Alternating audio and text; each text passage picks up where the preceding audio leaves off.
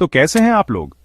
आज हम बात करने वाले हैं एक ऐसी दुनिया की जिसके बारे में हम सोचते तो बहुत हैं पर जानते कुछ भी नहीं। हाँ, मैं बात कर रहा हूं समुद्र की गहराइयों की। एक ऐसी जगह जहां सूरज की रोशनी तक नहीं पहुंचती, जहां का प्रेशर तुम्हारी हड्डियां तोड़ दे और जहां ऐसे ऐसे जीव रहते हैं जिनकी तुम कल्पना भी नहीं कर सकते। हजारों वर्षों से इंसान समुद्रों को पार करते आए हैं और उन्हें ऐसे रहस्यमय चीजों का सामना करना पड़ा है जिन्हें समझाना मुश्किल है। विशालकाय टेंटिकल्स जो जहाजों को खींच ले जाते हैं, बड़े समुद्री जीव जिनकी परछाई ही खौफ पैदा कर देती है, और जहाजों का बिना किसी निशान के गायब हो जाना। ये सब सिर्फ कहानियां हैं या इनमें कुछ? सोचो, हम चांद और मंगल तक पहुंच गए, लेकिन आज भी हमने अपने ही ग्रह के समुद्र का सिर्फ 5% हिस्सा ही एक्सप्लोर किया है। बाकी 95% में क्या है, कौन रहता है, ये कोई नहीं जानता।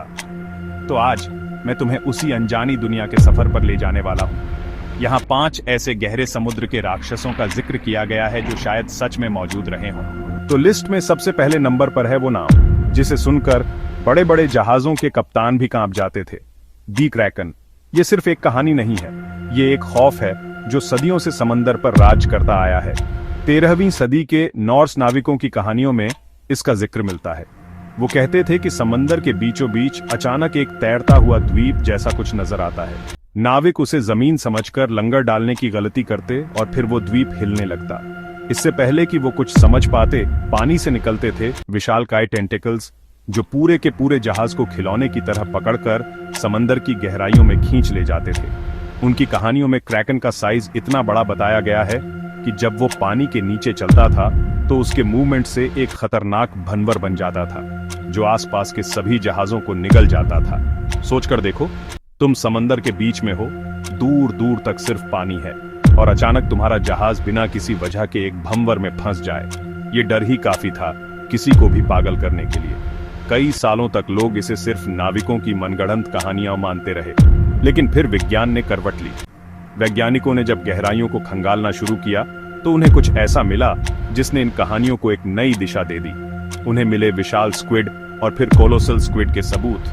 ये जीव सच में मौजूद हैं और इनकी लंबाई 50 से 60 फीट तक हो सकती है। इनकी आंखें डिनर प्लेट जितनी बड़ी होती हैं और इनके टेंटिकल्स में ब्लेड जैसे नुकीले हुक्स होते हैं जो किसी भी शिकार को चीर सकते हैं। अब बात करते हैं एक ऐसे रहस्य की जो किसी कहानी या मिथक से नहीं बल्कि सीधे विज्ञान की लैब से निकला है। साल था 1997। अमेरिकी एजेंसी एनओए के वैज्ञानिक साउथ पैसिफिक ओशन की गहराइयों में पानी के नीचे की आवाजें रिकॉर्ड कर रहे थे।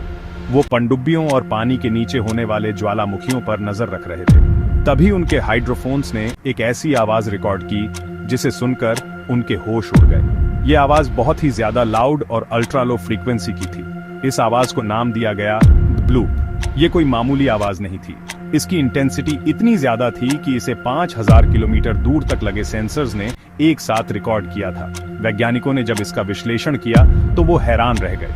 इस आवाज का पैटर्न किसी भी जाने पहचाने समुद्री जीव से मेल नहीं खाता था। वैज्ञानिकों ने हिसाब लगाया कि इतनी तेज आवाज पैदा करने के लिए उस जीव का आकार कितना बड़ा होना चाहिए। उनका अनुमान था कि ये जीव दुनिया के सबसे बड़े जानवर ब्लू व्हेल से भी कई गुना बड़ा होगा। इस खुलासे ने पूरी दुनिया में सनसनी मचा दी। लोगों ने अटकलें लगानी शुरू कर दी। क्या ये कोई प्रागैतिहासिक समुद्री राक्षस है जो अब तक जिंदा है? फिर सालों बाद 2005 में एनओए ने एक नई थ्योरी पेश की। उन्होंने कहा कि ये आवाज शायद आइसक्वेक की वजह से आई होगी। लेकिन क्या सच में? कई लोग आज भी एनओए की इस थ्योरी से सहमत नहीं हैं। अब हम समंदर की गहराइयों से निकलकर एक ऐसे दौर में चलते हैं जब धरती पर डायनासोर का राज खत्म हो चुका था। सोचो, एक ऐसा जंगल जहां पेड़ आज के पेड़ों से कहीं ज्यादा ऊंचे हैं, हवा में नमी है और हर तरफ दलदल है। इसी माहौल में रहता था धरती के इतिहास का सबसे बड़ा सांप, टाइटेनोबोआ। ये कोई काल्पनिक राक्षस नहीं है बल्कि एक हकीकत है जिसके सबूत हमें कोलंबिया की एक कोयला खदान से मिले हैं। जब वैज्ञानिकों को इसके फॉसिल्स मिले तो वो अपनी आंखों पर यकीन नहीं कर पाए। साल 2009 में वैज्ञानिकों ने एक विशालकाय सांप के रीढ़ की हड्डी के जीवाश्मों की खोज की। जब उन्होंने इन हड्डियों को जोड़ा और इसके आकार का अनुमान लगाया तो जो आंकड़े सामने आए वो चौंकाने वाले थे। ये सांप 40 से 50 फीट लंबा था, यानी एक स्कूल बस के बराबर। इसका वजन 1100 किलो से भी ज्यादा था। आज के सबसे बड़े सांप एनाकोंडा इसके सामने एक कीड़े जैसे लगते। इसकी मोटाई एक इंसान की कमर से भी ज्यादा थी। ये न सिर्फ धरती का सबसे बड़ा सांप था, बल्कि डायनासोर के खत्म होने के बाद धरती का सबसे बड़ा शिकारी भी था। ये उस समय के विशालकाय मगरमच्छों और कछुओं का शिकार करता था। जब ये किसी को पकड़ता होगा तो उस पर प्रति वर्ग इंच 400 पाउंड का दबाव डालता होगा, जो आईफिल टावर के नीचे खड़े होने पर लगने वाले दबाव से भी ज्यादा है। अमेजन के घने जंगलों में आज भी कई आदिवासी जनजातियां रहती हैं जो विशालकाय सांपों की कहानियां सुनाती हैं। क्या सच में टाइटेनोबोआ पूरी तरह से विलुप्त हो चुका है? अब हम एक ऐसे रहस्य की बात करेंगे जो विज्ञान की किताबों से ज्यादा पुरानी कहानियों और आदिवासियों की मान्यताओं में जिंदा है। इसका नाम है एल ग्रान माहा। ये एक विशालकाय समुद्री सांप जैसा जीव है जिसके बारे में कहा जाता है कि ये चिली और पेरू के तटीय इलाकों में रहता है। इसका जिक्र सदियों से वहां के स्थानीय मछुआरों और मापुचे आदिवासियों की कहानियों में मिलता है। वो इसे कोई आम जीव नहीं, बल्कि एक शक्तिशाली समुद्री आत्मा या देवता मानते हैं जो समंदर की रक्षा करता है। कहानियों के मुताबिक एल ग्रान माहा का शरीर एक विशाल सांप जैसा है, लेकिन इसका सिर एक भेड़ या बछड़े जैसा होता है।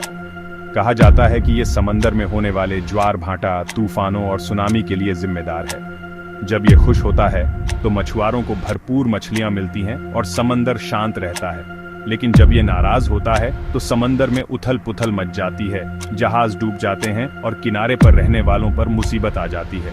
इसलिए आदिवासी लोग इसकी पूजा करते थे और इसे शांत रखने के लिए बलि भी चढ़ाते थे। 19वीं और 20वीं सदी में कई स्पेनिश नाविकों और खोजकर्ताओं ने भी अपने लॉग्स में इस अजीबोगरीब जीव को देखने का दावा किया। लेकिन समस्या ये है कि इन कहानियों और दावों के अलावा एल ग्रान माहा के होने का कोई ठोस वैज्ञानिक सबूत आज तक नहीं मिला है। ज्यादातर वैज्ञानिक इसे एक मिथक ही मानते हैं। एल ग्रान माहा का रहस्य प्रमाण और विश्वास के बीच की एक महीन रेखा पर टिका हुआ है। एक तरफ विज्ञान है जो सबूत मांगता है, और दूसरी तरफ सदियों पुरानी मान्यताएं हैं जो आस्था पर टिकी हैं। और अब आते हैं हमारी लिस्ट के आखिरी और सबसे मॉडर्न मॉन्स्टर पर, जिसका जन्म पुरानी कहानियों में नहीं बल्कि इंटरनेट की दुनिया में हुआ। इसका नाम है सी ईटर या ट्रेवर हेंडरसन मॉन्स्टर। अगर तुम इंटरनेट पर एक्टिव हो तो तुमने शायद इसकी तस्वीरें देखी होंगी। ये एक विशालकाय, पतला और लंबा जीव है जिसका शरीर हजारों फीट लंबा लगता है और जिसके हाथ पैर इंसानों जैसे हैं, लेकिन बहुत ज्यादा लंबे। इसकी तस्वीरें देखकर ही एक अजीब सा डर लगता है। ये तस्वीरें अक्सर धुंध या अंधेरे में दिखाई जाती हैं, जिससे ये और भी ज्यादा खौफनाक लगता है। ये सब शुरू हुआ कलाकार ट्रेवर हेंडरसन के आर्ट वर्क से। Trevor Henderson found footage style में डरावने जीवों की तस्वीरें बनाने के लिए जाने जाते हैं। उन्होंने सायरन हेड जैसे कई वायरल मॉन्स्टर्स बनाए हैं। सी ईटर भी उन्हीं की एक रचना है। उन्होंने इसकी तस्वीरें इस तरह से बनाई और एडिट की कि वो असली लगने लगी। ये तस्वीरें इंटरनेट पर आग की तरह फैल गईं। लोग इन्हें सच मानकर शेयर करने लगे और इसके साथ अपनी अपनी कहानियां जोड़ने लगे। देखते ही देखते सी ईटर एक डिजिटल मिथक यानी एक क्रीपीपास्ता बन गया। लोगों ने इसके बारे में कहानियां लिखनी शुरू कर दी। कहा जाने लगा कि ये समंदर की सबसे गहरी खाइयों में रहता है और कभी कभी सतह पर आता है। ये इतना बड़ा है कि ये व्हेल और बड़े जहाजों को भी आसानी से निगल सकता है। सी ईटर का उदाहरण हमें ये दिखाता है कि आज के डिजिटल युग में एक मिथक कितनी जल्दी पैदा हो सकता है और फैल सकता है। पहले के जमाने में क्रैकन जैसी कहानियों को फैलने में सदियां लगती थी, लेकिन आज एक तस्वीर और एक अच्छी कहानी कुछ ही घंटों में पूरी दुनिया में पहुंच सकती है। सी ईटर कोई असली राक्षस नहीं है, बल्कि ये इंसानी कल्पना और इंटरनेट की ताकत का एक प्रोडक्ट है। लेकिन वो हमें याद दिलाता है कि जिस दुनिया को हम जानते हैं वो बहुत छोटी है, और उस दुनिया के बाहर उस नीले अंधेरे में कुछ भी मुमकिन है। तो ये थे 5 ऐसे समुद्री राक्षस जिनकी कहानियां हमें आज भी सोचने पर मजबूर कर देती हैं। क्रैकन की विशाल भुजाओं से लेकर द ब्लूप की रहस्यमयी आवाज तक, और टाइटेनोबोआ की हकीकत से लेकर सी ईटर के डिजिटल खौफ तक। ये सब हमें एक ही बात याद दिलाते हैं, समंदर आज भी इस धरती की सबसे बड़ी और अनसुलझी पहेली है। हम सोचते हैं कि हमने बहुत तरक्की कर ली है, लेकिन सच तो ये है कि हम अपने ही घर के पिछवाड़े में क्या है ये तक नहीं जानते। ये कहानियां सिर्फ डर पैदा नहीं करती, बल्कि हमारे अंदर एक जिज्ञासा भी जगाती है। लेकिन जब तक हम समंदर के उस 95% अनछुए हिस्से को पूरी तरह से खंगाल नहीं लेते, तब तक इन रहस्यों पर से पर्दा नहीं उठेगा। और कौन जानता है, शायद किसी दिन हमें सच में कुछ ऐसा मिल जाए जो इन सभी कहानियों से भी ज्यादा हैरान करने वाला और खौफनाक हो। तो अब तुम्हारी बारी है। आपको इनमें से कौन सा समुद्री राक्षस सबसे ज्यादा रहस्यमय लगा? अपनी राय कमेंट में जरूर बताएं। मुझे तुम्हारे विचार जानने में बहुत मजा आएगा। और अगर आपको वीडियो पसंद आया हो तो लाइक और सब्सक्राइब करना ना भूलें। मिलते हैं अगले वीडियो में एक नए रहस्य और एक नए सफर के साथ। तब तक के लिए सोचते रहो और सवाल पूछते रहो। बाय।